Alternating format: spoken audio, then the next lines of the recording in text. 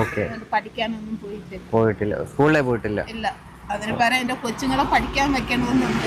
പക്ഷെ എന്റെ കൊച്ചുങ്ങൾ LKG പൊയ്ക്കൊണ്ടിരുന്നതാ. ഇപ്പൊ പോകുന്നില്ല, കാരണം ഫീസ് അടയ്ക്കാൻ നിവർത്തിയില്ലാത്തോണ്ട് ഒരു മാസം പോകുന്നില്ല. അപ്പൊ ഇപ്പൊ സഹായത്തിന് ആരുമില്ല. ആരും സഹായത്തിന്, ബന്ധുക്കളില്ല, ഹസ്ബൻഡില്ല. ഹസ്ബൻഡ് ഇപ്പൊ എവിടെയാണ് അറിയാമോ? അറിയത്തില്ല. ഓക്കെ.